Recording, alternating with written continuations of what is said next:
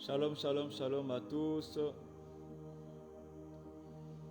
Que Dieu vous bénisse. Que sa grâce soit pleinement multipliée.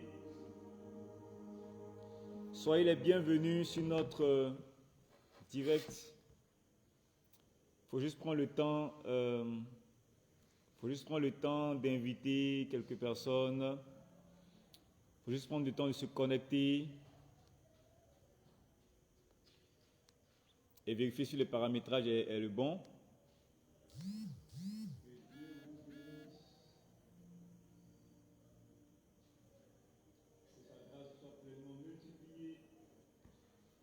Alors, on va juste prendre le temps d'inviter quelques personnes. On va juste prendre le temps d'inviter, de partager. Est-ce que vous pouvez partager sur vos différents comptes, le direct, partager dans vos groupes, sur vos stories. Il faut inviter le maximum de personnes. Il faut inviter. On va prendre le temps d'inviter. On va prendre le temps d'inviter. Comment je peux partager? Alors, on va juste prendre le temps d'inviter quelques personnes. On va juste prendre le temps d'inviter, de partager.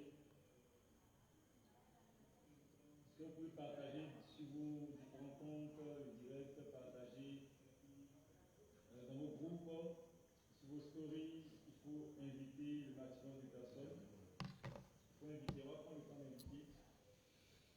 Soyons tous les bienvenus, les bienvenus, les bienvenus. Il faut partager, il faut partager, il faut partager. Nous commençons tout à l'heure dans 5 minutes. Nous allons démarrer notre direct. D'ici là, nous prenons le temps de partager. Laissez-moi également des commentaires. N'hésitez pas à mettre des commentaires. Je ne sais pas comment mettre les commentaires. Laissez-moi des commentaires. Laissez-moi des commentaires. Laissez-moi des commentaires. Soyons tous les bienvenus, les bienvenus, les bienvenus. Il faut partager, il faut partager, il faut partager. Nous commençons tout à l'heure dans 5 minutes, nous allons démarrer notre...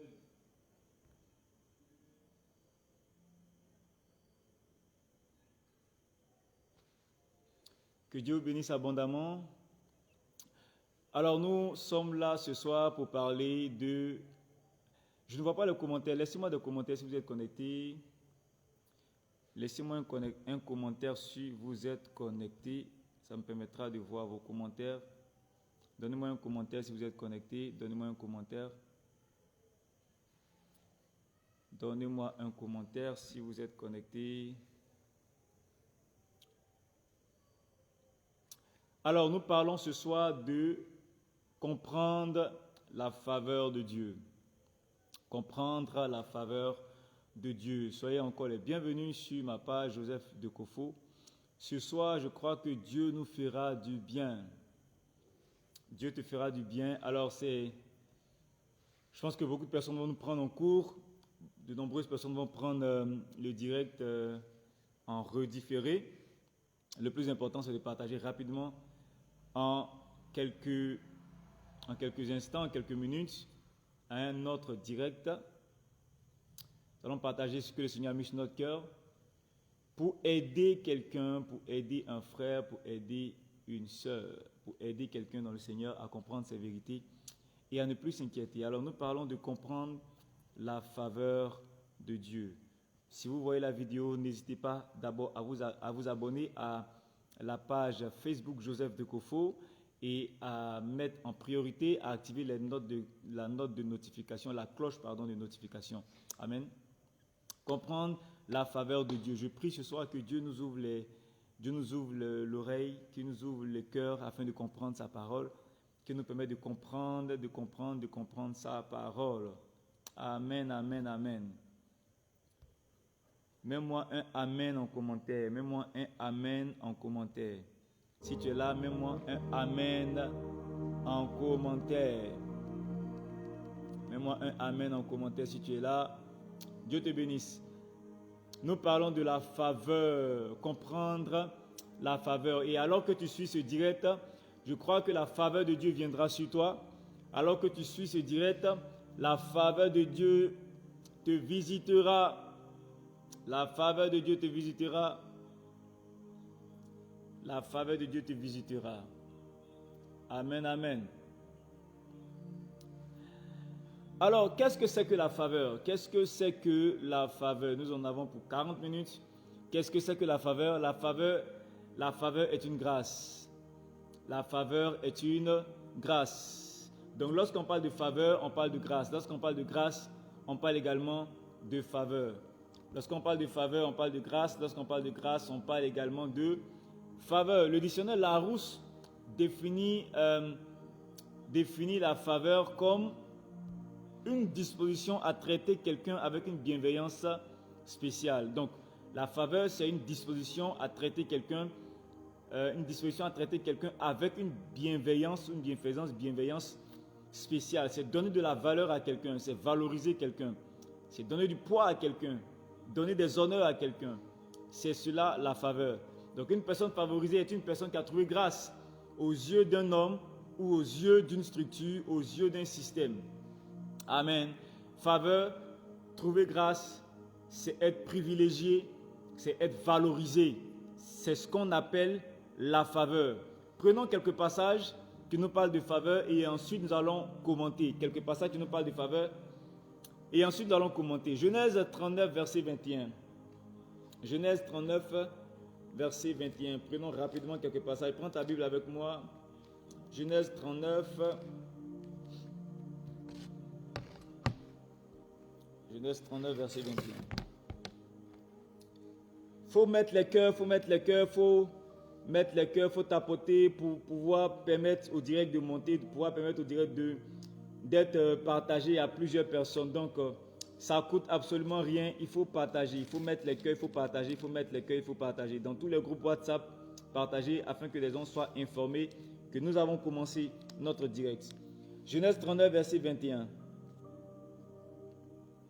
La Bible dit, l'Éternel fut avec Joseph et il étendit sur lui sa bonté. L'Éternel fut avec Joseph et il étendit sur lui sa bonté.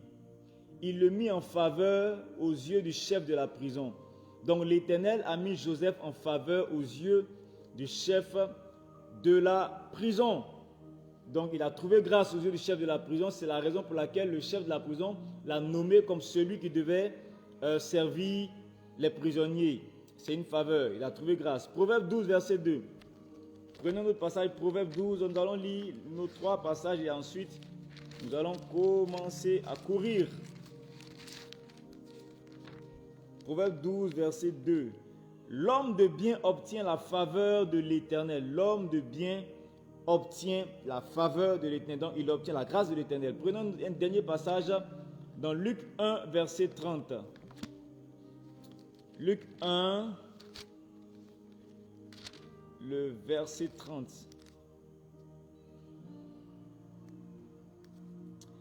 La Bible dit, l'ange lui dit, en s'adressant à Marie, l'ange lui dit, ne crains point, Marie, car tu as trouvé grâce devant Dieu. Ne crains point, car tu as trouvé grâce devant Dieu. Donc, Marie a trouvé grâce devant Dieu. Alors, généralement, lorsque nous parlons de la faveur, nous voyons tout de suite ce qui est beau, ce qui est agréable, ce qui est doux, ce qui est paisible, ce qui est heureux, et c'est une chose qui est normale. Lorsque nous parlons de faveur, on parle de ce qui est bon. De ce fait que, et ça fait que généralement, quand on voit dans la vie de quelqu'un des difficultés, lorsqu'on aperçoit de la difficulté dans la vie de quelqu'un, on a du mal à dire que cette personne est favorisée, on a du mal à voir la faveur de Dieu dans la vie de cette personne. Est-ce que vous me recevez? Si vous m'entendez, dites-moi un message, dites-moi un commentaire si vous m'entendez, dites-moi quelque chose. Si vous m'entendez, dites-moi quelque chose pour que je sache que vous me recevez avant de continuer. Dites-moi quelque chose, dites-moi quelque chose. Qui est là? Je ne vois pas également les cœurs, je ne vois pas les pouces, je ne vois pas les cœurs. Encouragez, encouragez. Mettez les cœurs et les pouces, ça pourra permettre de diffuser le direct. Ça pourra aider à diffuser le direct. Donc, mettez les cœurs, mettez les pouces, continuez à tapoter, à pomper. C'est gratuit, il faut le faire. Ça ne consomme pas plus de data. Donc, il faut le faire jusqu'à ce que la vidéo finisse, jusqu'à ce que le direct finisse. Si vous m'entendez, mettez-moi un commentaire, s'il vous plaît. Mettez-moi un commentaire. Mettez-moi un commentaire. Dis, je t'entends, pasteur.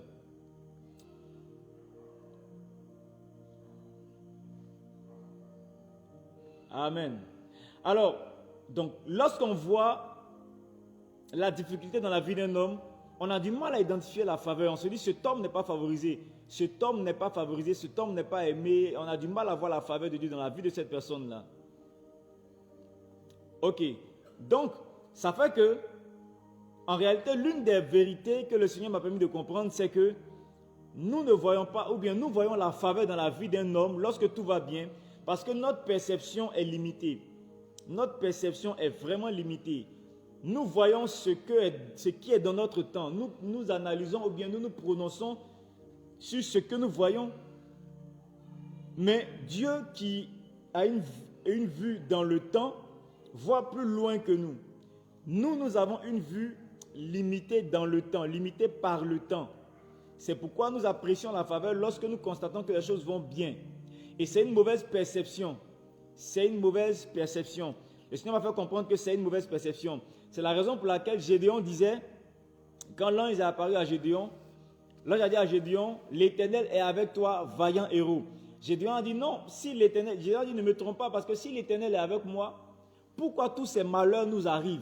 Si l'Éternel est là, pourquoi est-ce que nous souffrons? Donc Gédéon a dit tous ces malheurs nous arrivent parce que l'Éternel n'est pas avec nous, parce que nous ne sommes pas favorisés.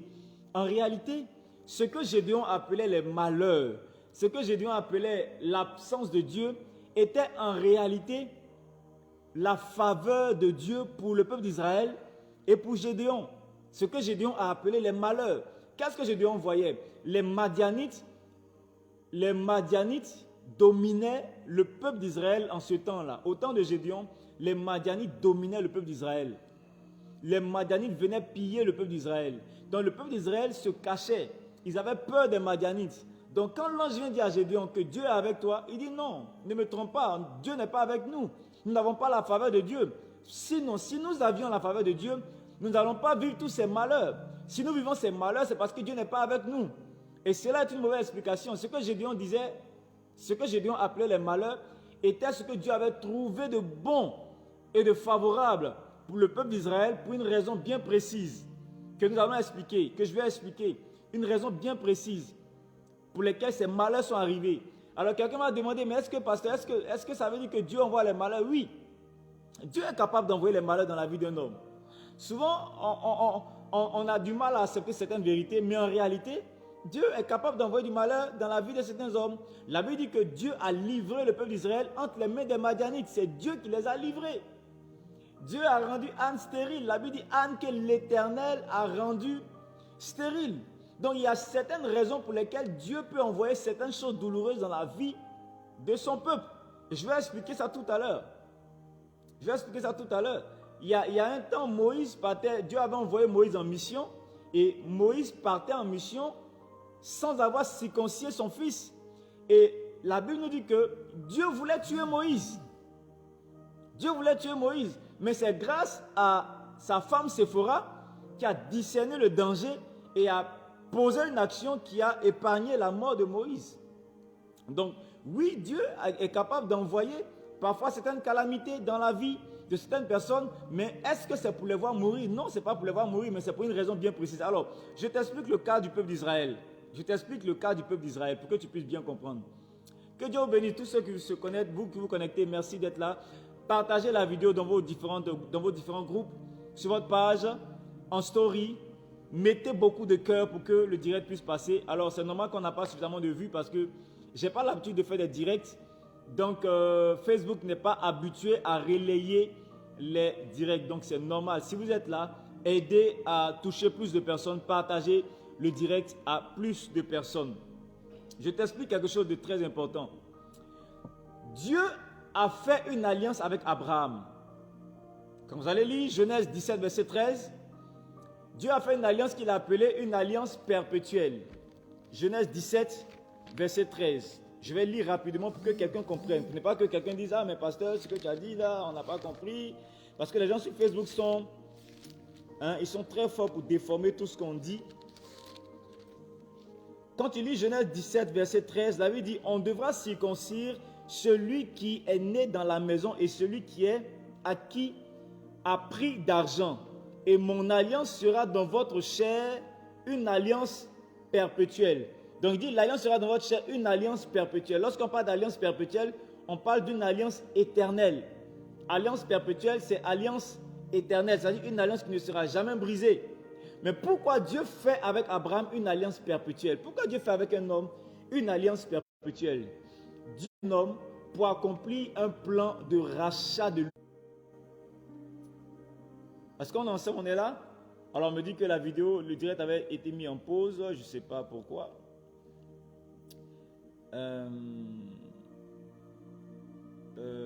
Laissez-moi voir rapidement. Et notre flash aussi s'est arrêté, je ne sais pas pourquoi.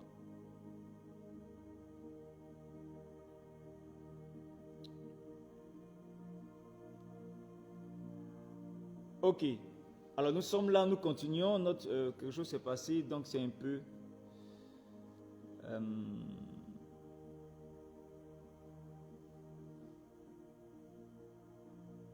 Ok. Est-ce qu'on est ensemble? Est-ce que vous me recevez? Dieu vous bénisse. Noélie Couillet. Maman Couillet, c'est toi? Dieu te bénisse. Dieu te bénisse abondamment.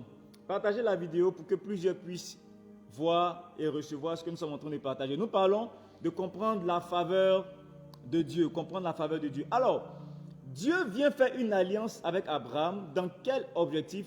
Dans l'intention de travailler pour le rachat de l'humanité. Donc Dieu cherche une race d'hommes qui allait avoir une culture bien spécifique pour pouvoir faire venir Jésus-Christ.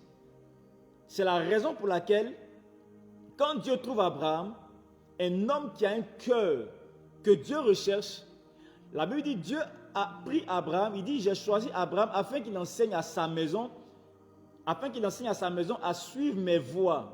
Suivre mes voies. Donc Dieu veut faire un travail générationnel. C'est la raison pour laquelle il met sa main sur Abraham et il demande à Abraham d'enseigner ses lois à toute sa maison, à ses enfants, à sa maison, à ses descendants. Parce que Dieu fait un plan pour faire venir Jésus-Christ. Donc quand Dieu prend Abraham, il fait une alliance avec Abraham mais qui ne sera pas brisée. Parce que quand Dieu veut travailler avec un homme, il ne travaille pas pour une génération. Dieu fait un travail générationnel. Il prévoit faire le travail sur plusieurs générations. Donc, il fait une alliance perpétuelle, une alliance éternelle avec Abraham, de sorte que l'alliance ne soit pas brisée, afin que le plan puisse s'accomplir. Donc ça veut dire quoi? Quand Abraham observe les lois de l'Éternel, dans la clause de l'alliance, Abraham était censé marcher selon les lois de l'Éternel, et l'Éternel, lui, sa part de l'alliance était de bénir le peuple d'Israël, bénir Abraham, bénir ses descendants, et leur permettre de devenir un peuple fort. C'est pourquoi il a dit, je bénirai ceux qui te béniront. Il dit, toutes les nations de la terre seront bénies en toi. Donc Dieu a la responsabilité de bénir Abraham et de bénir tous ceux qui sortiront d'Abraham et tous ceux qui allaient être des alliés à Abraham. Dieu devait les bénir. C'était la clause, la part de l'alliance que Dieu devait faire. Abraham, de son côté, devait obéir à la voix de l'Éternel et enseigner à toutes les générations d'obéir à la loi de l'Éternel. Donc, en obéissant à la loi de l'Éternel, alors c'est le plan de Dieu qui s'accomplissait. Le plan pour faire venir Jésus-Christ, pour mourir à la croix pour l'humanité, qui s'accomplissait. Donc, quand le peuple d'Israël arrête d'obéir à la loi de l'Éternel, quand le peuple d'Israël arrête de marcher selon les lois de l'Éternel, c'est le plan divin du rachat qui s'arrêtait.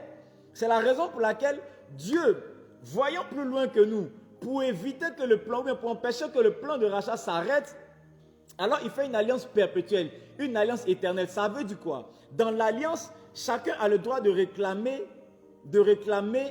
quelque chose de l'autre. C'est-à-dire quoi?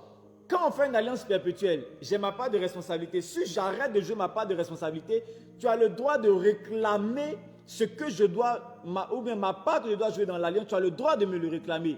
Et quand toi également tu n'arrives pas, tu ne joues plus ton rôle, j'ai le droit de réclamer ton rôle dans la part de l'alliance. Parce que l'alliance ne peut pas être brisée, c'est une alliance perpétuelle.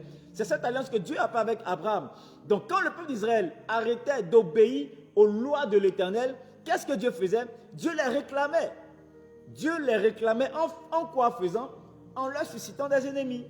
en leur emmenant un certain type de problème qui allait les pousser à rechercher refuge en Dieu et à revenir sur la voie de Dieu et à reprendre le plan divin de rachat de l'humanité. Alléluia. Donc c'est la raison pour laquelle, de temps en temps, quand le peuple de Dieu désobéissait à la loi de l'Éternel, quand le peuple de Dieu commençait à adorer d'autres dieux, Dieu leur suscitait des ennemis. Dieu leur envoyait des malheurs pour les pousser à revenir sur les plans de l'Éternel. Amen, amen. Amen, amen. Alors c'est pourquoi je dis que ce que Gédéon appelle les malheurs sont en réalité, la faveur de Dieu pour le peuple d'Israël, pour les ramener sur le plan divin et sur leur destinée. C'était la faveur de Dieu pour les ramener sur leur destinée. Amen. Si on est ensemble, écris-moi dans les commentaires faveur. Si tu es là, mets-moi faveur. Bénédicte Zoué, Dieu te bénisse. Dieu te bénisse. Nem, Dieu te bénisse. Marguerite, Dieu te bénisse. Merci d'être là. Partagez le direct. Mettez-moi quelques cœurs, mettez-moi des pouces. Ça permet d'encourager et ça permet à Facebook également de savoir que le direct intéresse et est intéressant. Et Facebook également peut proposer ça à d'autres amis sur le réseau pour qu'ils puissent nous rejoindre. Donc Dieu vous bénisse. Mets-moi faveur, mets-moi faveur, mets-moi faveur. Si tu es là, mets-moi faveur. Bénédicte, écris-moi faveur. Mets-moi faveur. Maman Kouye, mets-nous faveur dans les commentaires. Alléluia. Donc ce que Gédéon appelait la faveur et appelait les malheurs était en réalité la faveur de Dieu. Vous voyez, notre système de pensée a reconnu la faveur dans l'histoire de Gédéon lorsque Gédéon a gagné la bataille contre les Madianites. Lorsque Gédéon a gagné la bataille contre les Madianites, c'est alors qu'on peut dire « Ah, on a vu la faveur, Dieu est vraiment avec Gédéon ». En réalité, Dieu n'était pas avec Gédéon lorsqu'ils ont gagné la faveur, lorsqu'ils ont gagné la bataille. Mais la faveur de Dieu a commencé à travailler pour Gédéon le jour où Dieu les a livrés aux Madianites. C'est ce jour-là que l'Éternel s'est souvenu d'eux. Ce jour-là, l'Éternel a eu pitié d'eux. Ce jour-là, l'Éternel n'a pas voulu les laisser aller se perdre. Il a activé la faveur. Et la faveur a été a pris le visage d'une livraison, si je peux le dire, d'une livraison aux mains des Madianites. La première vérité que je veux t'enseigner sur la faveur, c'est que la faveur n'a pas toujours le même visage. Chez nous, la faveur, c'est quand tout est beau, quand tout va bien, quand tout est heureux. La faveur n'a pas toujours le même visage. La faveur a commencé dans la vie du peuple d'Israël au temps de Gédéon, lorsque Dieu les a livrés. Cette livraison-là aux mains des ennemis était la faveur de Dieu, manifestée pour le peuple d'Israël et particulièrement pour Gédéon. Amen, amen. La faveur n'est pas toujours agréable au départ. La faveur, comme on le dit, ne vient pas d'abord pour te faire plaisir. La faveur ne vient pas d'abord pour te faire plaisir. Malheureusement, de nombreuses personnes ne reconnaissent pas la faveur de Dieu. Parfois, quand c'est difficile, on dit « Ah, mais c'est difficile, ça, c'est pas la faveur de Dieu. Je manque de grâce, je manque de faveur. » Si Dieu t'aime, que Dieu a une alliance avec toi, si Dieu t'aime et qu'il a une alliance avec toi, il peut te faire rentrer dans des circonstances qui vont sembler être difficiles et compliquées. Tu vas te dire « Mon Dieu m'a abandonné. » En réalité, Dieu ne t'a pas abandonné, c'est la faveur qui a commencé à travailler dans ta vie. Toutes les situations difficiles ne sont pas le manque de faveur. Peut-être aujourd'hui, tu es enfant de Dieu, tu crois au Seigneur, tu marches selon les voies de Dieu et tu vis dans le chômage. Ce chômage-là également, ça peut être la faveur de Dieu. Ça peut être la faveur de Dieu. Tu es encore célibataire.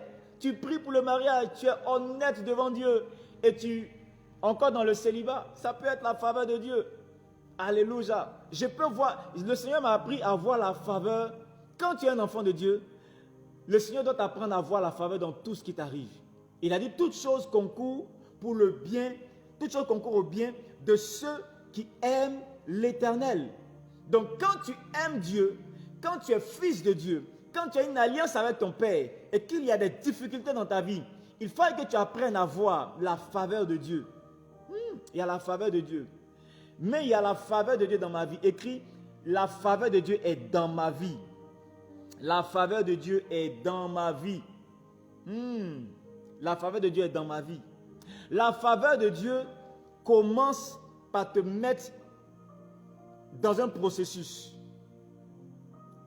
La faveur de Dieu commence par te faire rentrer dans un processus qui va terminer à un résultat.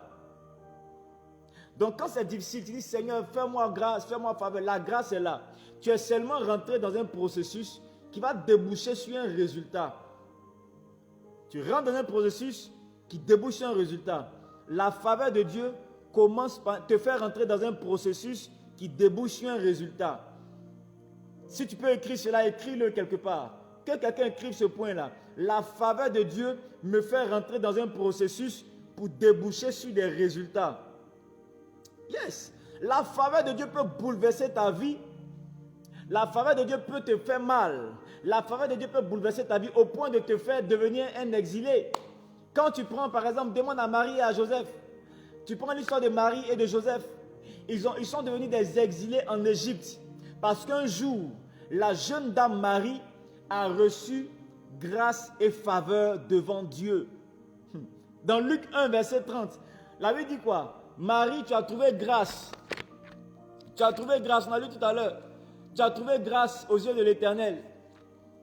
Il dit, tu as trouvé grâce, attends, je vais trouver. Luc 1, verset 30.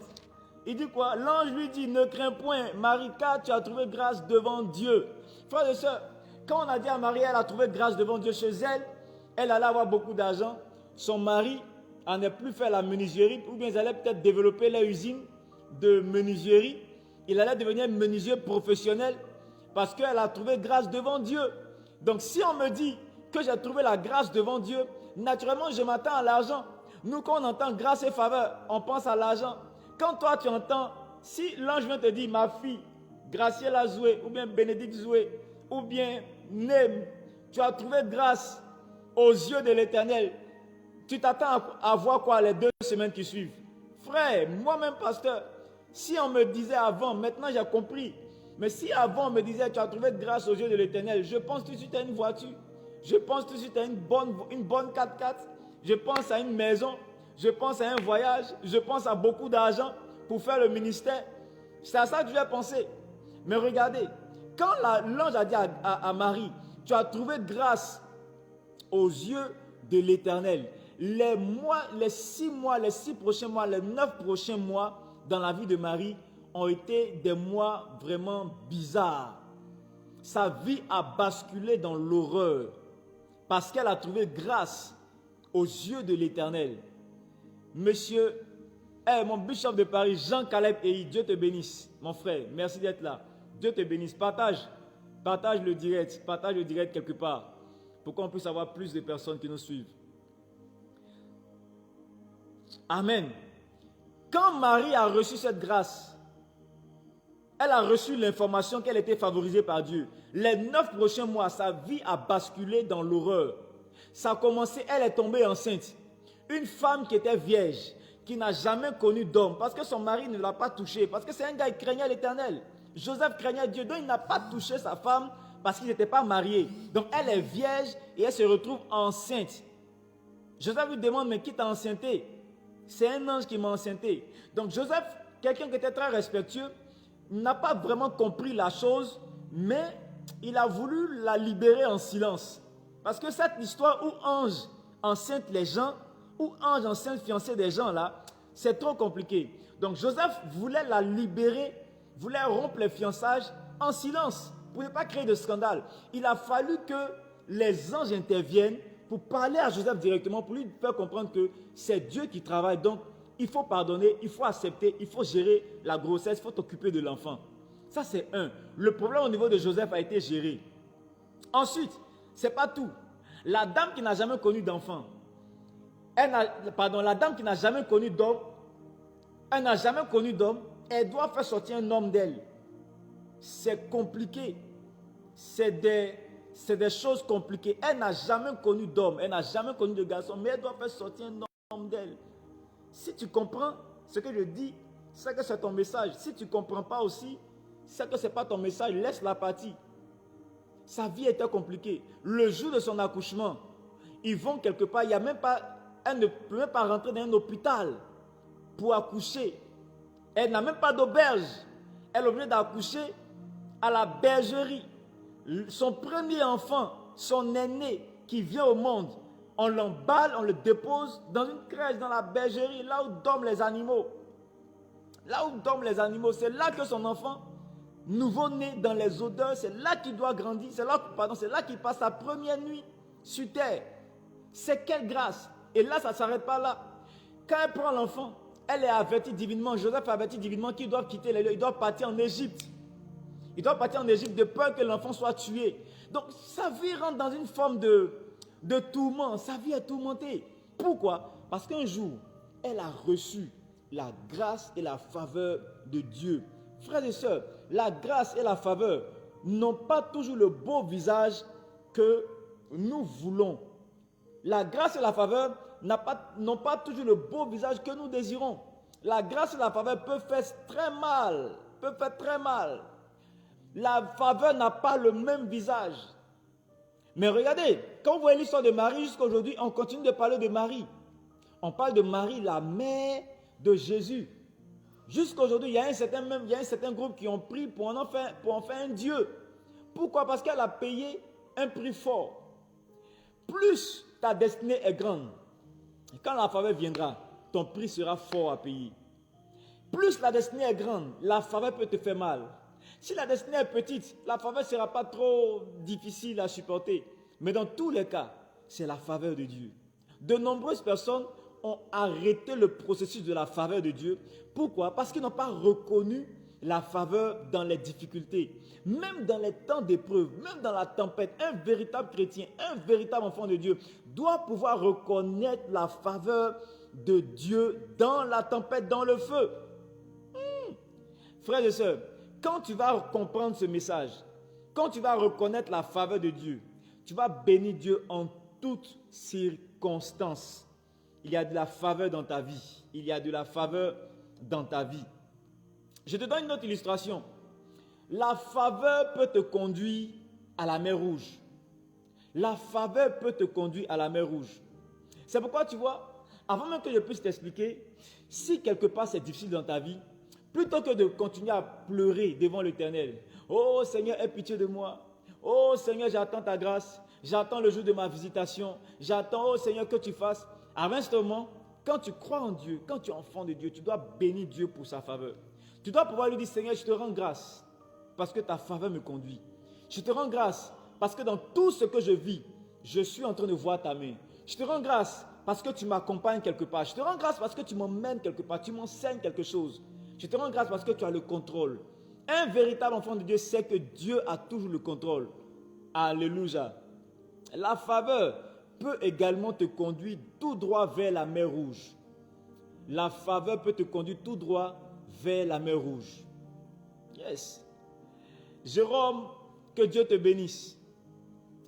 Partagez la vidéo, partagez à un frère, partagez dans le groupe. Partagez dans le groupe. Partagez dans le groupe, partagez dans le groupe.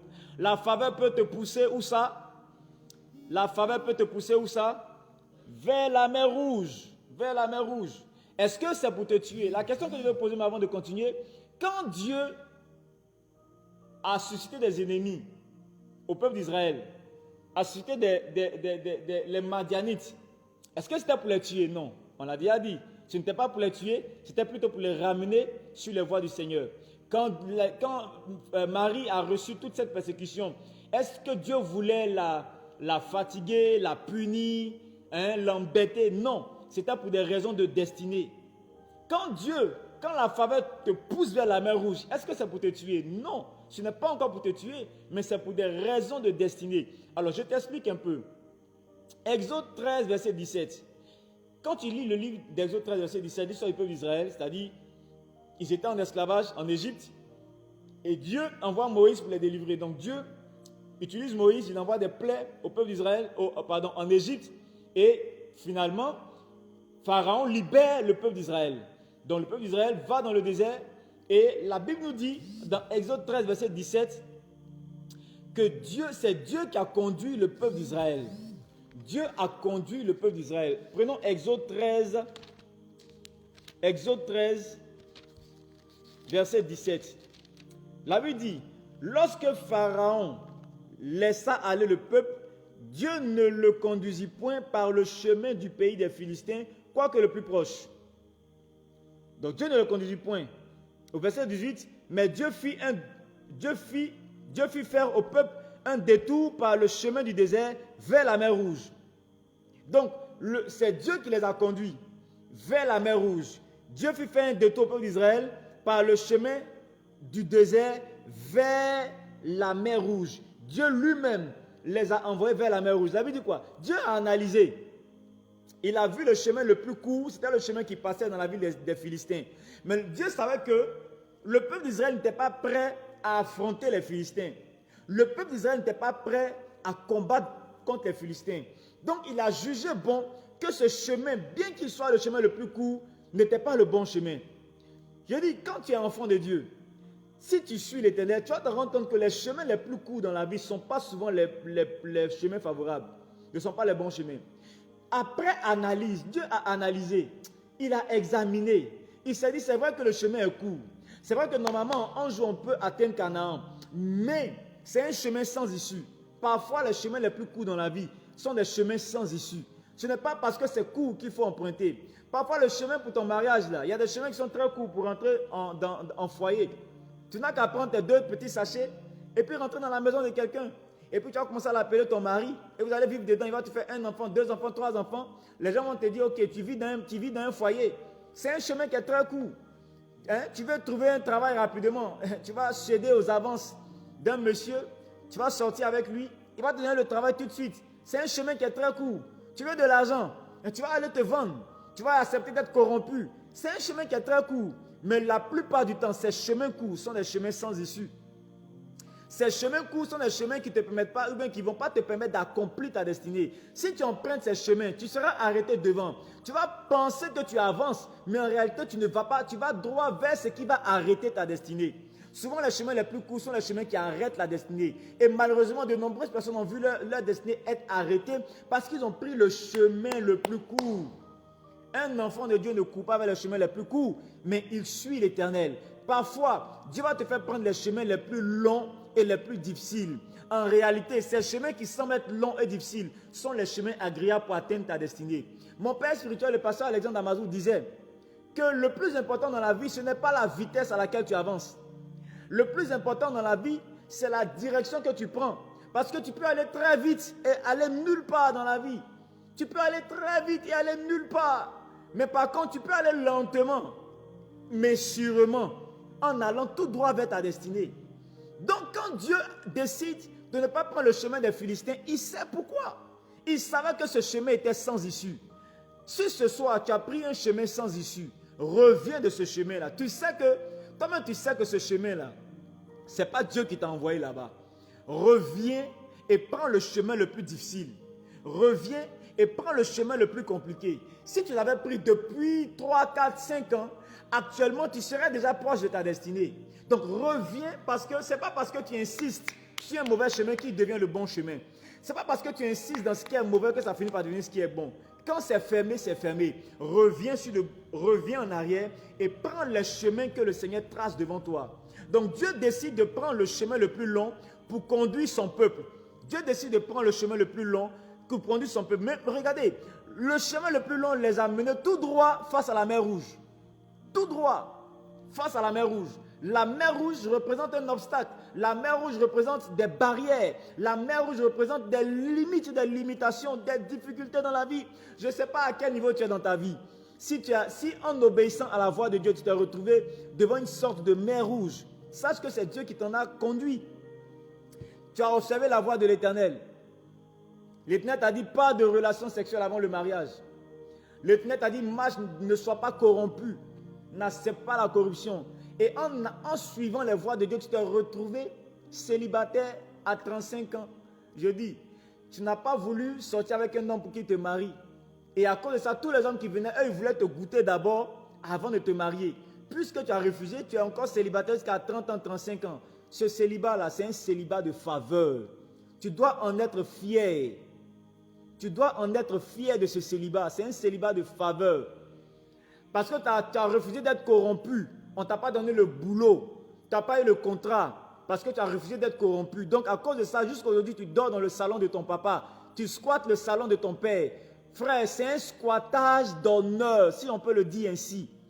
Tu squattes la maison de ta copine parce que tu as rompu une relation qui n'était pas bien devant Dieu. Le gars payait ton loyer parce que tu as décidé de marcher avec le Seigneur. Tu as arrêté tout avec lui. Il a arrêté de te soutenir. Tu ne peux plus payer ta maison. Tu es obligé de venir vivre avec ta soeur ou bien ton ami. Tu dors dans son salon. Tu es en train de squatter ses locaux. Frère et soeur, c'est un squattage d'honneur et de faveur. Je ne sais pas si le mot squattage existe, mais ça fait partie de mon dictionnaire. Est-ce que je peux avancer? Si je peux avancer, même moi, avance. Yes! C'est un squattage de faveur. C'est un célibat de faveur. C'est un chômage de faveur. Et actuellement, tu te retrouves comme si tu es limité. Tu te demandes, mais qu'est-ce que je vais faire dans ma vie? Comment je vais continuer? J'ai 35 ans. Je n'ai pas de mariage. Est-ce que je ne vais pas renoncer à mes principes? Est-ce que je ne vais pas revenir? Et puis bon, céder à la pression comme tout le monde. Si j'avais cédé, peut-être actuellement je serais déjà marié. Si j'avais cédé, peut-être actuellement j'aurais déjà eu mon travail. Non, tu es au bon endroit. Je veux que tu dises à quelqu'un, tu es au bon endroit. Là où tu es à la mer rouge, là où tu es devant ta mer rouge, là où tu es devant les limites, tu es au bon endroit. Tu es au bon endroit. Au bon endroit. Mais je suis au bon endroit. Même en commentaire, je suis au bon endroit et mettez-moi le cœur. C'est ce que je dis là, ça a du sens pour toi. Mets le cœur, tapote l'écran, il faut taper ton écran, mets le cœur pour me dire que tu reçois ce que je suis en train de dire. Alléluia. L'Éternel a conduit vers la mer rouge. Vers la mer rouge. C'était la faveur de Dieu. Pourquoi? Dieu a estimé que si on prenait le chemin des Philistins, le peuple n'allait pas s'en sortir. Donc son amour pour le peuple d'Israël l'a poussé à orienter le peuple vers la mer rouge. Je dis, si Dieu t'aime, il va prendre des décisions dans l'intention de te favoriser. Mais parfois ces décisions-là, tu ne vas pas les comprendre. Tu ne pourras pas les comprendre. Une chose, c'est que certaines personnes, Elali Kakou, Dieu te bénisse. Tu es au bon endroit. Tu es au bon endroit. Une vérité, c'est que, restez connectés jusqu'à la fin. Une vérité, c'est que, souvent, les chrétiens se plaignent de ce que Dieu est lent, parce que tu ne vois pas les batailles que Dieu a gagnées pour toi. Parce que tu ne vois pas en fait ce dont Dieu t'a préservé. Tu ne vois pas les dangers desquels Dieu t'a sauvé. Le peuple d'Israël n'a jamais su que Dieu les avait sauvés des Philistins en prenant le chemin de la mer Rouge. Il n'a jamais su que Dieu les avait sauvés des Philistins. Souvent, tu ne sais pas de quoi Dieu t'a sauvé. C'est pourquoi tu te plains. Frère, quand tu commences à grandir en maturité, tu remercies Dieu pour tout ce qui arrive dans ta vie. Tu remercies Dieu pour là où tu es. Tu remercies l'Éternel. Dans le temps, on priait pour la croissance de notre église, l'église ABMC d'Alois. On priait, Seigneur, fais grandir ton église, Seigneur, fais grandir ton église, envoie des âmes, envoie des âmes, envoie des âmes. Et à un moment, quand le Seigneur a commencé à me faire comprendre un certain nombre de choses, il m'a dit, rends grâce à l'Éternel pour la croissance de l'église. Le Seigneur a dit en réalité que lorsqu'on avait, nous étions dans la première année, il m'a dit, il y a des gens, si je les envoie maintenant, ils seront découragés de l'église. Et ils sortiront de l'église et tu les auras perdus pour toujours. Parce qu'on priait encore dans le salon. On n'avait pas de salle conforme. On n'avait pas une salle pour prier, une salle normale, norme, qui respecte les normes. On priait au salon et on voulait voir la croissance. Le Seigneur a dit, s'il y a certaines personnes, si je les envoie maintenant, ils seront découragés de toi et de l'église que tu gères. Ils ne te prendront pas au sérieux à cause du niveau que tu as. Donc, bénis Dieu pour le fait que ces gens de personnes n'arrivent pas. Et on a béni l'Éternel. Quand on a continué à travailler, on a bâti un temple, une salle d'environ 200, 300 personnes. Pendant qu'on faisait la construction, pendant qu'on allait vers la finition, certaines personnes sont venues d'elles-mêmes. Qui t'a invité? C'est le Saint-Esprit. Qui t'a invité? Non, je passais par là, mais maintenant j'ai eu envie de venir. Et on a vu un certain type de personnes rentrer dans l'église. Et le Seigneur me dit, tu vois, ce genre de personnes-là, si je les avais envoyées une année plus tôt, elles allaient partir de l'église et ne plus jamais revenir. Pourquoi? Parce que tu n'avais pas les commodités qu'il faut pour les encourager à rester avec toi. J'ai compris que la faveur de Dieu a commencé à nous accompagner depuis le premier jour. Frères et sœurs, aujourd'hui, on rend grâce à Dieu pour tout ce qu'il fait. On rend grâce à Dieu pour ceux qui sont déjà venus et on rend grâce à Dieu pour ceux qui ne sont même pas encore venus parce qu'on bénit Dieu. Parce que peut-être que s'ils viennent maintenant, ils vont être découragés. Peut-être que s'ils viennent maintenant, on n'a pas les bergers qu'il faut pour les conduire.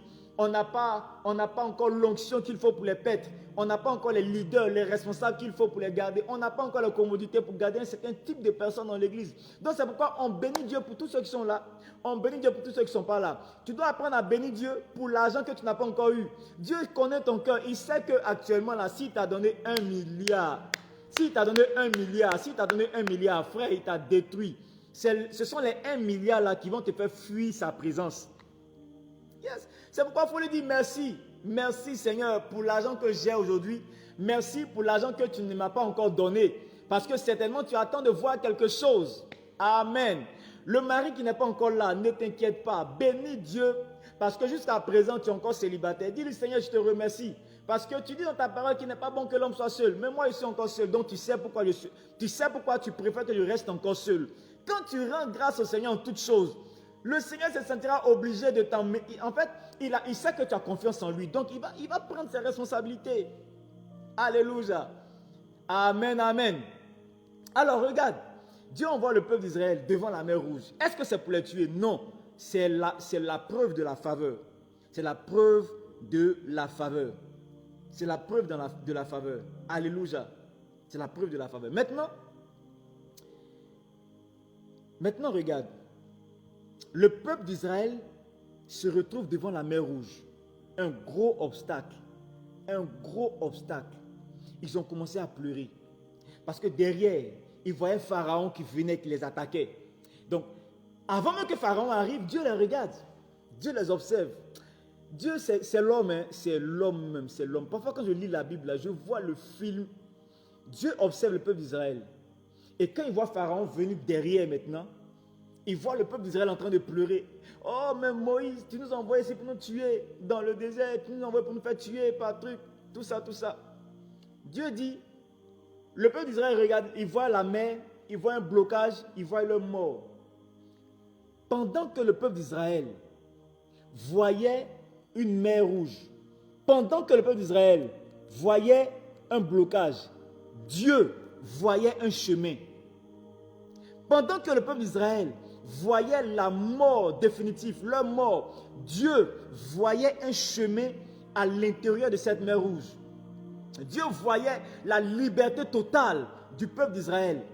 Alors que tu es en train de voir ton célibat, alors que tu vois ton âge avancé, alors que tu penses que tu te retrouves dans une saison, dans un endroit où il n'y a plus de chemin, tu ne peux plus avancer, Dieu voit dans ta vie une nouvelle opportunité. Alors que tu penses que tout est fermé, on ne peut plus rien faire pour toi, Dieu est en train de voir un chemin. Dieu est en train de voir une bonne porte s'ouvrir. Dieu est en train de voir des portes qui s'ouvrent pour toi.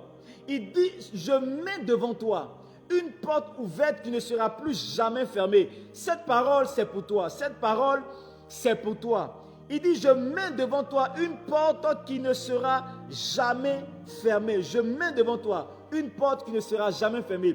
Pendant que tu es en train d'écouter ce message, crois dans ton cœur que là où tu te trouves, où tu penses que c'est fermé, où tu penses que tu es bloqué, où tu penses que tu ne peux plus jamais avoir de boulot, tu penses que tu ne peux plus jamais avoir de mariage, tu penses que tu ne peux plus jamais avoir d'enfant, l'Éternel ouvre pour toi une porte, il met devant toi une porte ouverte. Il dit une porte ouverte. Dis avec moi, l'Éternel met devant moi une porte ouverte. Une porte ouverte, ce n'est pas une porte qui est fermée, ce n'est pas une porte où toi-même tu vas venir lutter pour ouvrir. Mais l'Éternel met devant toi une porte qui est déjà ouverte. Il a ouvert le chemin dans la mer Rouge. Ce n'était pas un chemin où il y avait la boue, où il fallait lutter encore pour marcher, non. C'était un chemin à sec. La Bible dit que le peuple d'Israël a traversé la mer Rouge à sec. L'Éternel a ouvert le chemin. L'Éternel ouvre un chemin pour toi. L'Éternel ouvre un chemin pour toi. Il y a une opportunité, une bonne opportunité qui revient à toi. Il y a une bonne opportunité qui vient vers toi. La porte s'ouvre pour le niveau supérieur. L'Éternel envoie en cette saison des connexions divines qui viendront te prendre et t'envoyer au niveau supérieur. Là où on pensait que c'était fini avec toi, là où toi-même tu pensais que c'était fini, l'Éternel n'a pas encore fini. Il y a une porte qui s'ouvre, il y a un chemin qui s'ouvre, il y a une opportunité qui vient, une opportunité qui vient à toi. Reçois cela, dis je reçois, dis je le reçois, je reçois, je reçois, je reçois. Alléluia. Alléluia. Une porte s'ouvre devant toi. Des chemins sont frayés pour toi. Des opportunités viennent à toi. Apocalypse 3, verset 8. L'Éternel a mis devant toi une porte ouverte que personne ne peut fermer. Personne ne peut fermer. Personne ne peut fermer. Personne ne pourra fermer cette porte. Alléluia, alléluia, alléluia. Alléluia. My God, my God, my God, my God, my God. Alors, le chemin est ouvert. Le peuple d'Israël rentre dans la mer Rouge, traverse la mer Rouge. Quand il finit de traverser la mer Rouge, le Pharaon également les suit dans cette mer Rouge. Si tu reçois ce que je suis en train de dire, mets-moi des cœurs, mets les cœurs, pompe les cœurs, mets des pouces pour que ça puisse monter, pour que ça puisse être diffusé. Et mets je reçois, mets des commentaires, mets amen, je reçois. Il faut que ton esprit soit alerte, soit ouvert. Alléluia. Pharaon a eu l'audace d'entrer sur le chemin que le Seigneur a ouvert pour le peuple d'Israël. Mais il ne savait pas ce que Dieu faisait. Il ne savait pas ce que Dieu faisait. Regardez, quand le peuple d'Israël a traversé cette mer rouge, ce qui s'est passé, c'est que l'Éternel a refermé la mer. L'Éternel a refermé la mer. C'est-à-dire, Dieu est puissant. Il pouvait refermer la mer dès que le peuple d'Israël, dès que le dernier homme du peuple d'Israël a traversé la mer, il pouvait refermer au fur et à mesure pour empêcher Pharaon même d'entrer dans la mer. Mais Dieu a laissé le chemin ouvert. Il a laissé le chemin ouvert. Quand le peuple d'Israël a traversé la mer, Pharaon se retrouvait au bon milieu. Il avançait vers le peuple d'Israël. C'est-à-dire Dieu les a laissés avancer en profondeur, aller au milieu. Et il a fermé la mer. Il a fermé la mer. Tu sais pourquoi Dieu a fermé la mer? L'Éternel, la prochaine saison, pour le peuple d'Israël, Dieu avait prévu. Dieu ne voulait plus que le peuple d'Israël puisse sentir l'odeur des Égyptiens, ni même sentir la menace d'un Égyptien. C'est la raison pour laquelle il les a envoyés là, pour faire disparaître ses ennemis là. Après le passage de la mer Rouge, le peuple d'Israël n'a plus jamais entendu parler ou bien n'a plus jamais senti la menace de Pharaon et de son armée. Après cette saison, si l'Éternel t'a envoyé devant ta mer Rouge, tu es allé là-bas par obéissance. Quand l'Éternel ouvre le chemin, quand tu traverseras ce chemin, je dis après cette saison, il y a des ennemis dont tu n'entendras plus jamais parler. Il y a des problèmes dans ta vie que tu n'auras plus jamais. Il y a des circonstances difficiles dans lesquelles tu ne passeras plus jamais. L'Éternel t'en délivrera pour toujours. Il y a un certain type de problème qui ne doit pas t'accompagner dans la prochaine saison. Non, non, non, non. Chaque saison a son lot de problèmes. Mais les problèmes de cette saison ne doivent pas t'accompagner dans l'autre saison. Cette saison où tu galérais même pour avoir un sac de riz, ce genre de problème ne doit plus jamais t'accompagner dans la saison prochaine. La peur avec laquelle tu te réveilles tous les matins. Est-ce que je vais avoir mon argent aujourd'hui? Est-ce que le contrat va marcher aujourd'hui? La peur de ta santé. La peur de perdre ton mari avec laquelle tu te réveilles aujourd'hui. Dans la prochaine saison où Dieu t'envoie, ces problèmes-là ne doivent pas t'accompagner là-bas. C'est la raison pour laquelle Dieu t'a envoyé à cet endroit-là, devant ta mer Rouge, pour finir une fois pour toutes avec ce genre de problème. Alléluia. Il y a des ennemis que tu ne verras plus jamais. Il y a des hommes que tu ne verras plus jamais. Ceux qui levaient leur voix contre toi, leur voix sera réduite au silence. Parce qu'en fait, quand ils vont voir ce que Dieu a fait pour toi, quand ils verront d'où tu viens, et ils verront ce que Dieu a accompli pour toi, le niveau où Dieu va te positionner, ils ne pourront plus ouvrir leur bouche pour dire quoi que ce soit. Parce que Dieu t'aura justifié. Dieu va te justifier à partir de la prochaine saison. Je dis, cette saison est ouverte pour toi. Cette saison est ouverte pour toi. Tout dépend. Si ton esprit est ouvert spirituellement, tu rentres dans la nouvelle saison. Moi, je crois qu'ABMC Daloa est rentré dans une nouvelle saison. Il y a certains problèmes qu'on n'a plus. Depuis un certain temps, Dieu nous a permis de ne plus, on ne sait même plus. Il y a certains challenges dont je ne vais pas énumérer ici, mais on ne parle plus de ça. On parle, ce sont des souvenirs. Ce sont des souvenirs. On n'en parle plus. Parce que Dieu nous a fait rentrer dans une autre saison. Et Dieu te fait rentrer dans une autre saison où certains problèmes disparaîtront à jamais de ta vie. ce qui t'a fait pleurer dans le passé, tu ne t'en souviendras plus. Quand tu penseras à ça, ça sera juste pour un témoignage. Ça sera juste pour un témoignage, pour bénir le nom du Seigneur pour ce qu'il a fait de toi. Alléluia, alléluia. Ces ennemis, tu n'entendras plus parler au nom puissant de Jésus-Christ de Nazareth. Si tu comprends la faveur de Dieu, tu verras que Dieu t'aime véritablement. Tu verras que Dieu t'aime véritablement. La faveur va parfois te faire mal, mais n'arrête pas la faveur de Dieu. Ne sors pas des plans. Si tu sors des plans parce que ça fait mal, tu seras en train d'arrêter la faveur de Dieu. Ne va pas chercher la faveur de Dieu là où la faveur de Dieu n'est pas. Ce n'est pas parce que tu as beaucoup d'argent que tu as la faveur de Dieu. La faveur de Dieu ne vient pas. La faveur de Dieu ne vient pas pour te faire plaisir. Retiens ça, la faveur de Dieu ne vient pas pour te faire plaisir. La faveur de Dieu vient pour t'aider à accomplir la volonté de Dieu et ta destinée. Quand la faveur de Dieu vient sur ta vie, c'est pour t'aider à accomplir ta destinée. Ce n'est pas pour te faire plaisir. Regarde l'histoire de Joseph. Regarde l'histoire de Joseph. Joseph, il avait une grande destinée. Il a fait un songe. Il a fait un songe où il se voyait grand. Et ses frères étaient prosternés devant lui. Quand il a fait ce songe, il a expliqué ce songe, il était fier de sa destinée. Mais regardez, quand Dieu voulait enclencher le processus de la faveur pour qu'il puisse accomplir sa destinée, qu'est-ce qui s'est passé? Comment est-ce que sa vie a commencé? Comment est-ce que, le processus a commencé? Il a été vendu. Ça a commencé par là, on l'a attrapé, on l'a mis dans un puits. C'était la faveur de Dieu. Parce qu'en réalité, si ses frères ne l'avaient pas vendu, ce n'est pas évident que sa destinée puisse s'accomplir. Regardez le parcours de la vie de Joseph. La faveur a commencé par son, comment on peut dire, on l'a vendu. On l'a attrapé, on l'a mis dans un puits. On l'enlève dans le puits, on le vend à des marchands. Les marchands vont en Égypte, on le revend encore. Donc Joseph était devenu deuxième main dans la vie des gens. Esclave, deuxième main.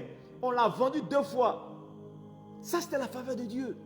Regardez, la faveur n'est pas venue pour le caresser dans le sens du poil. La faveur n'était pas venue pour lui faire plaisir à Joseph. Mais la faveur était venue pour l'aider à accomplir sa destinée, qui était la volonté de Dieu. Donc il est vendu en Égypte. Il est vendu à Potiphar. Il travaille chez Potiphar. Tout va bien. Peut-être Joseph a dit, j'ai trouvé grâce et faveur aux yeux de l'Éternel parce que chez Potiphar, tout va bien. Pendant que tout allait bien, il devait aller, là il était rentré en Égypte, mais ce n'était pas là sa destinée. Sa destinée, c'était devenir le chef, pour que tout le monde se prosterne devant lui. Donc Dieu dit non, Joseph, on n'est pas encore arrivé. Ne t'assois pas, ne te réjouis pas. Ce n'est pas maintenant que tu dois penser à une femme. On n'est pas encore arrivé. Alors qu'est-ce que Dieu fait pour le pousser à continuer à travailler? La faveur de Dieu vient sous la forme de Madame Potiphar. Waouh, waouh. La faveur de Dieu vient sous la forme de Madame Potiphar. Nyonde Ulrich, Dieu te bénisse. Partage la vidéo à tous tes amis. La faveur de Dieu est venue sous la forme de Madame Potiphar. Madame Potiphar dit, Joseph, c'est toi, je veux. Viens, on va se voir, on va régler nos comptes. Joseph a fui. Madame Potiphar l'a accusé. Il s'est retrouvé où? En prison. La faveur de Dieu l'a encore poussé quelque part. La faveur n'est pas venue pour te faire plaisir, les amis. Ça ne commence pas d'abord par te faire plaisir. La faveur l'a poussé en prison. Mais regardez quelque chose. La Bible dit, Joseph est parti dans la prison où on gardait les serviteurs du roi. Pourquoi la faveur l'envoie en prison où on garde les serviteurs du roi? Pourquoi Potiphar ne le tue pas en même temps? Pourquoi Potiphar ne le met pas dans une autre prison quelque part, mais Potiphar l'envoie dans une prison où on garde les rois? Dieu a prévu. Dieu avait prévu une destinée royale à Joseph. Donc, il fallait que Joseph aille rencontrer des gens qui ont parlé avec le roi. Des gens qui vivent avec le roi. Des gens qui savent comment on sait le roi. Donc, il fallait que Joseph aille là-bas pour les croiser. Il y a des endroits où Dieu va t'envoyer. C'est pour que tu puisses aller croiser des gens. Il y a des gens que tu dois croiser. Il y a des gens qui doivent te donner des instructions. Il y a des gens qui doivent te donner des topos. Il y a des gens qui doivent te donner des secrets pour ta destinée. Et ces gens-là, tu dois aller les croiser quelque part. Frère, moi je suis à Daloa là, je ne regrette pas. Hein. Dieu m'a envoyé à Daloa pour rencontrer certaines personnes. Ma destinée était rattachée à certaines personnes qui sont à Daloa. Alléluia. Donc si tu ignores la faveur de Dieu, non, pourquoi je suis à Daloa, pourquoi Dieu m'a envoyé ici, tu vas rater les plans de Dieu. Il y a des gens qui étaient rattachés à ma destinée était rattachée à certaines personnes à Daloa. Donc Dieu m'envoie là, il crée des connexions. Il y a des gens, il y a certaines personnes qui sont à Abidjan, mais j'ai eu leur contact ici à Daloa. Il y a certaines personnes qui m'aident dans le ministère aujourd'hui, qui m'entraînent. J'ai rencontré un coach, mon coach, le révérend Benidag, révérend Benedictus. Que Dieu te bénisse abondamment. Toujours reconnaissant de t'avoir rencontré. J'ai rencontré le révérend Bénédictus parce que ici à Daloa, j'ai croisé un pasteur qui m'a parlé de lui. Si j'étais à Abidjan, ça ne serait pas évident. Peut-être j'allais le voir, mais je n'allais jamais le découvrir et entrer dans ces 100 mètres pour savoir qui il est et qu'est-ce qu'il peut apporter à un pasteur. Frère, là où Dieu t'envoie, il y a la faveur là-bas. Dieu veut que tu ailles là-bas. C'est la faveur de Dieu qui t'envoie là-bas. Donc Joseph est parti en prison là pour croiser les gens du roi là-bas. Mais regardez, le contact avec ces personnes-là, on finit par déboucher, on finit par envoyer Joseph auprès du pharaon. Parce que quand il était là-bas, Dieu a encore travaillé. Il a envoyé une faveur à Joseph. Les gars ont fait un songe qu'il ne peut pas interpréter et Joseph se retrouve là pour interpréter le songe. Et en interprétant le songe, il va chez le roi. Je dis, à partir d'aujourd'hui, il faut acclamer le Seigneur pour toutes les Madame Potiphar qui viennent t'accuser dans la vie. À partir d'aujourd'hui, tu dois acclamer le Seigneur pour toutes les Madame Potiphar qui viennent mentir sur toi. Pour tous ceux qui viennent te critiquer. Toutes les Madame Potiphar qui disent des mensonges sur toi. Toutes les personnes qui te poussent quelque part là où tu n'as pas trop envie d'aller. Tu dois acclamer le Seigneur pour eux. Si Joseph savait que Madame Potiphar le poussait dans sa destinée, frère, il allait l'encourager à faire vite. Il a dit, Madame Potiphar, il faut mentir vite. Pourquoi depuis là, tu ne mens pas vite sur moi? Mens vite, mens vite, mens vite. Je dois aller rencontrer des gens importants en prison. Tu dois acclamer le Seigneur pour tous les Judas. Frère, si Judas n'avait pas trahi Jésus, toi et moi, nous serons dans le pain actuellement. Toi et moi, ça allait être compliqué. Je ne sais pas comment le Seigneur allait s'arranger. Mais Judas devait trahir Jésus. C'était la faveur de Dieu manifestée en Judas.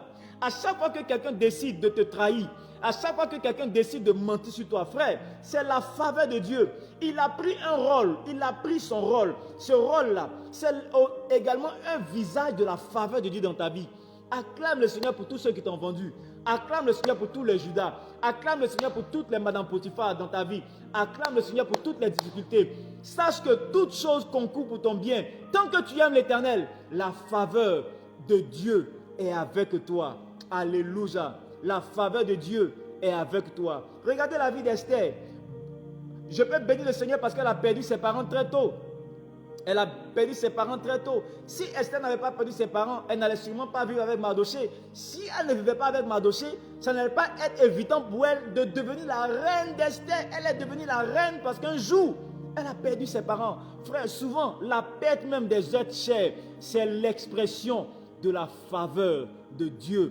Je te donne cela pour que tu puisses, à partir d'aujourd'hui, bénir Dieu pour toutes les circonstances de ta vie. Bénis Dieu pour tout ce qui rentre dans ta vie. Bénis Dieu pour les succès. Bénis Dieu pour les échecs. Bénis Dieu quand tout va bien. Bénis Dieu quand tout va mal. Dans la tempête que tu vis, dans les situations difficiles dans lesquelles tu es, la faveur de Dieu est dans ta vie. Alléluia, alléluia. Je pense qu'on a déjà fait les 1 heure. Je ne veux pas être plus long que 1 heure de temps. Je veux que tu puisses bénir l'Éternel. Que ce soir, tu commences à bénir son nom. Apprends à être reconnaissant pour tout ce que tu as. Tu n'as pas de maison, bénis Dieu. Tu n'as pas de voiture, bénis Dieu. Tu n'as pas d'argent, bénis Dieu. La faveur de Dieu t'accompagne. Que Dieu te bénisse. Que sa grâce te soit multipliée. Jean et Caleb, mon frère, la faveur de Dieu est dans ta vie. À gogo comme ça. Marguerite Nem, la faveur de Dieu est dans ta vie. Nyonde Ulrich, la faveur de Dieu est dans ta vie. Shelby Mélodie, maman de Kofo, la faveur de Dieu est dans ta vie. La faveur de Dieu est dans ta vie. Alléluia. Elali Kwaku, la faveur de Dieu est dans ta vie. Bénédicte Zoué, la faveur de Dieu est dans ta vie. Ange, Christ, Ziazier, la faveur de Dieu est dans ta vie. Alléluia. Je prie l'Éternel. Je prie, je lève la voix, je prie pour toi. Éternel, je prie pour tes enfants connectés ce soir. Que tu leur donnes la force pour tenir toutes les difficultés, de tenir jusqu'au bout afin de voir ta gloire se manifester. Éternel Père, que personne ne sorte des plans que tu as pour leur vie. Là où c'est difficile, donne-leur la force de tenir. Parce que tu ne nous donnes jamais des épreuves qui sont au-dessus de nos forces. Donne-leur la capacité de résister, de tenir encore et de voir ta gloire se manifester dans leur vie au nom de Jésus. Là où Satan, Seigneur, travaillait pour les empêcher de rester sur tes plans. Père, que tu te lèves pour les défendre au nom puissant de Jésus-Christ. Merci parce qu'ils accompliront leur destinée. Merci parce que toutes les personnes connectées, tous ceux qui verront cette vidéo et qui vont se connecter spirituellement, voient leur vie aller de l'avant. Éternel Père, que toutes les portes soient ouvertes au nom de Jésus-Christ. Que les chemins soient ouverts au nom de Jésus-Christ. Que tout ennemi qui s'est levé contre la vie meure dans cette mer rouge et disparaisse totalement au nom puissant de Jésus-Christ. La grâce de Dieu, la faveur de Dieu reste attachée à vos vies et vous conduit dans votre destinée. Au nom puissant de Jésus, Amen, Amen et Amen. Dis-moi Amen en commentaire. Alors, avant de sortir du direct, dès qu'on coupe la vidéo, partage le direct. Le direct sera retransmis sur la page. Donc, tu partages le direct à tes frères sur ta page Facebook, dans tes groupes WhatsApp, pour que plusieurs personnes puissent suivre également en différé ce message. Je pense que c'est véritablement utile pour l'Église. Partage à tout le monde, et puis que Dieu te bénisse abondamment. Si tu es à Daloa, notre rendez-vous aujourd'hui c'est jeudi. Nous prions demain 19h à 20h et le dimanche c'est notre culte de célébration de 9h à 11h30. De 9h à 11h30, ça sera un culte formidable dans la présence de Dieu. Alors tu es mon invité, invite un frère, invite une soeur. Tu es à Daloa, tu es dans le Haut-Sassandra, tu es autour de la ville de Daloa, à Issia, à Zoukoube. Dimanche 15 octobre, tu es mon invité. Nous allons passer un très bon culte ensemble. Que Dieu te bénisse abondamment, que sa grâce te soit multipliée et à dimanche.